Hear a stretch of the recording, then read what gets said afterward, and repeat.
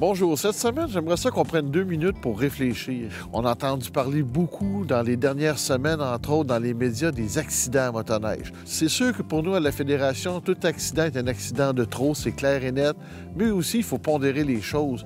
Il y a des milliers de randonnées à chaque semaine, à chaque jour qui se produisent où les gens reviennent heureux et sans problème.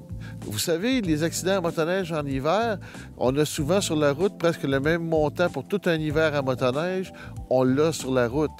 Fait que oui, c'est vrai que c'est important pour nous. C'est sûr que nos experts nous disent « Ah, vous savez, les accidents, la vitesse et l'alcool, c'est toujours la première chose qu'on nous dit. » Puis les gens se disent « Ben moi, je suis pas à risque parce qu'en réalité, je vais pas si vite que ça. Puis l'alcool, j'en consomme pas à motoneige. » Merveilleux.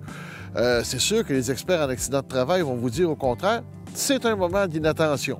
Nos experts aussi ont fait beaucoup d'études et puis ont réalisé qu'il y avait beaucoup d'accidents qui se passaient près de notre domicile, dans les 25 km autour de notre domicile. Puis c'est ce qui m'amène à vous demander à réfléchir à la chose suivante. Est-ce qu'à un moment donné, on ne se sentirait pas un petit peu trop sûr de soi?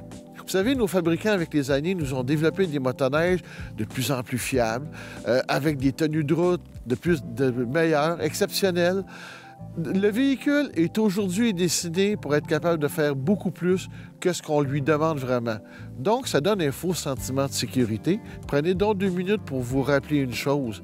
C'est peut-être très important aussi à chaque fois de se dire « Mon véhicule est peut-être supérieur, mais respectez vos limites, puis soyez prudents. » Vous savez, c'est toujours le fun de se rencontrer puis de jaser, mais j'aimerais organisez-vous pour qu'on parle avec vous et non qu'on parle de vous.